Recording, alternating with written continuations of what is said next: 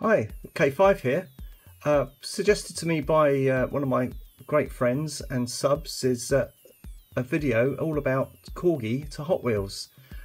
This was suggested to me by Lamar Faciane, so go and check out his channel. He's a great cracker of all things Hot Wheel and a bit rare sometimes. I'm not too sure about the rarity of these particular models that we're going to break into. I'm not going to break into all of them, but definitely going to break into a fair few. So just have a look at the connection there between Corgi and Hot Wheels. Basically, Matoi to Mattel.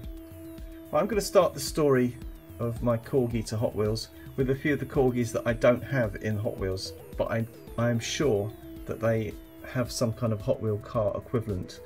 And I'm also going to show you two that I believe do not have that connection. The first one I want to show you is this one here. Now this is the Jaguar XJS, probably released by Corgi in the 80s, probably around about 1982. This one's made in Great Britain. I have this casting going right through to all its China variations, and the actual construction of it and everything just leads me to believe that this is a genuine Corgi item. Well, obviously it is because it's made by Corgi, but the end result was not the Hot Wheel. And unfortunately I don't have the Hot Wheel to show you, but one day I will. So that's an up and coming video maybe for the future. But a very, very nice standalone piece from Corgi. Next up is this. This is the Porsche Targa 911. Very, very cool piece. Again, I don't believe I've seen this particular model in the Hot Wheel lineup. And if anyone has, let me know, because we're going to see that around about 1996 or 97 is when the Corgi pieces entered the lineup. So that's a very interesting, another very interesting piece. But again, an item I don't think has appeared in the lineup. Right, and here's another one that I have a question mark against. This is the Ferrari 308 GTS. Now, Hot Wheels actually had their own 308 out there, but this is a very nice example. It's very possible that this one did actually and has actually shown its face a few times and is still in production now. So that's the open top Targa 308. Very, very cool piece. Now here's some definites. We've got this Porsche here. This is a 911 Carrera. Corgi Junior. Would have been in the lineup from the late 70s, judging by those wheels. So probably circa 1980 for this particular piece. Plastic base. And again, another one here. And this particular piece has a metal base. So it's actually really, really heavy. But I'm thinking this one was a slightly later one. If you notice that, you'll have seen this Porsche, and I know for certain that this is one of Lamar Faciane's favourite cars.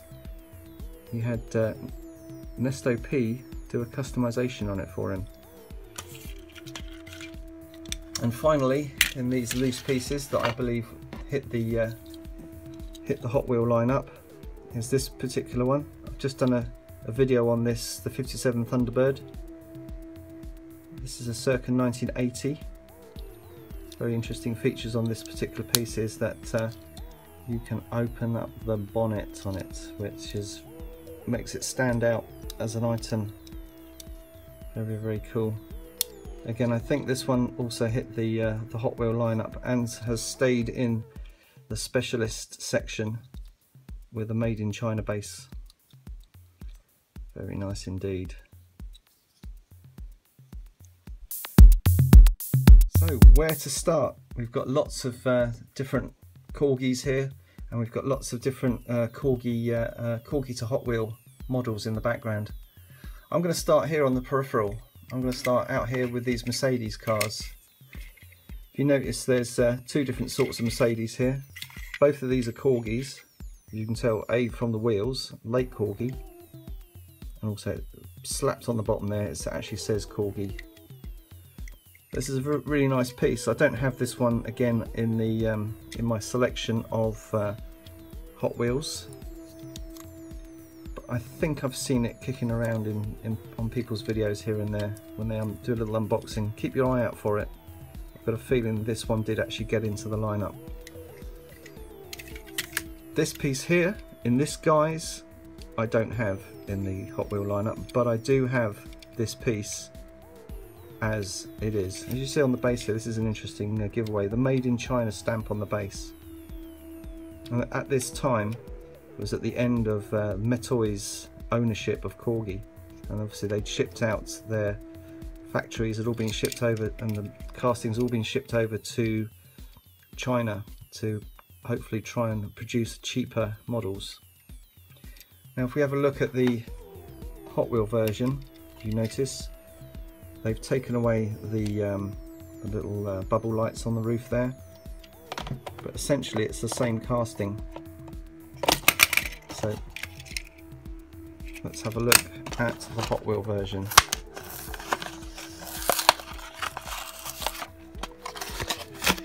Quite happy to break into these some of these, because I want to do a little series on Mercedes at some point. So here we go. Now here's the Hot Wheel version.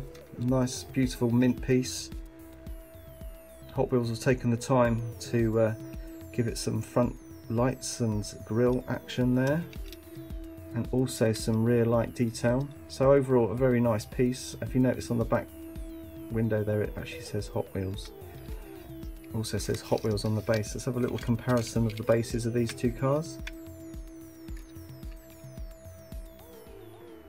As you can see there, it's kept the Made in China stamp.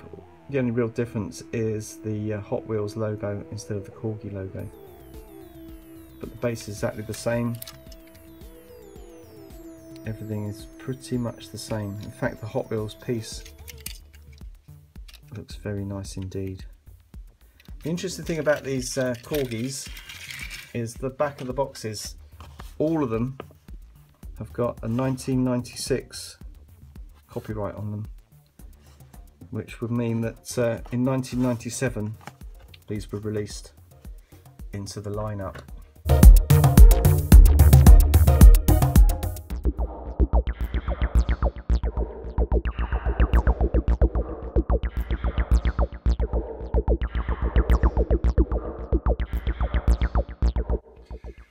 Well, what top 5 would be complete without at least one reference to a Japanese car?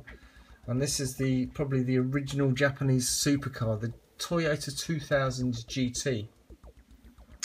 Absolutely incredible when Mattel Hot Wheels brought this car into the lineup, and I was so pleased to actually get one. I was sent one as a prize from J-Toys way back, which is brilliant because it kind of coincided with this release, and I was able to compare the two vehicles. And the first noticeable big difference, really, apart from obviously the outstanding detail on the Tomica release, was that Mattel put the rear view mirrors on this piece, and the lines and everything on it are just splendid, and all you can really hope for in a mainline Hot Wheel. I mean, I'm showing mainlines mainly because these are what we can buy in the UK, readily available. We don't get all this special rubber tyre type cars, and really the only rubber tyre cars we get are the supers when they appear. And every now and again somebody is able to get hold of a super, and in this case it was my friend Justin Clark, and he actually gave me this one, which is incredible. So this car really means a lot to me, just for the fact that very good friends gave me this car. This was from, I think it was the 2012s, but this is great. This is a metal base, metal body, rubber tyres, absolute supreme car. The next release of this car with these two, the black version and then the yellow version, I think this came out for 2013 2014, maybe, just guessing 2013, 2014. We haven't seen one from this year yet. I'm hoping that there will be one turn up, but I can guarantee it probably won't turn up on the main lines, make it really hard for me to get hold of.